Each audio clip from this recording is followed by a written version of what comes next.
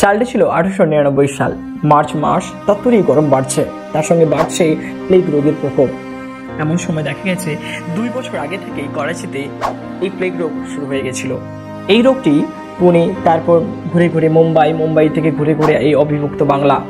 সেই সময় ওয়ালডেমার হাবস্কিনের তৈরি ভ্যাকসিনও কলকাতায় এসে গেছিল। ব্রিটিশ সরকাররা তখন বলে দিল এই ভ্যাকসিন নেওয়াটা খুব জরুরি নয়। এমন সময় কেউ আর সাহস করলো না এগিয়ে যেতে ভ্যাকসিন নেওয়ার জন্য। এর ফলস্বরূপ হলো চারিদিকে এই প্লেগ রোগটি মহামারী আকারে ধারণ করলো। এমন সময় চারিদিকে মৃত্যু ছায়া, চারিদিকে মৃত মানুষের দেহাবশেষ। ঠিক সেই সময় দেখা গেল উত্তর কলকাতায় অলিগুলিতে সেবা করে চলেছেন একজন আইরিশ বিদেশি মহিলা। সেবা শুশ্রূষা করে মানুষকে সেবা দিচ্ছেন। অন্যদিকে জেলা স্বাস্থ্য আধিকারিক নিয়োজিত একজন ডাক্তারবাবুও তিনি সেবা দিচ্ছেন এবং পথ্য কিন্তু অপারগ রোগীদের জন্য তিনি অর্থ দিচ্ছেন। এমনভাবে সেবা চালিয়ে যাচ্ছেন। ওই বিদেশিনী আইরিশ মহিলা এবং ডাক্তারবাবু দুজনেই মিলে এই সংক্রমণ রোগটিকে রুখতে এবং মৃত্যুর হাত থেকে বাঁচাতে কলকাতা মানুষজনকে তারা জোর বেঁধেছিলেন। জানেন, এত সময় যে গল্পটি বলছি, ওই আইরিশ বিদেশিনী মহিলার নাম কি?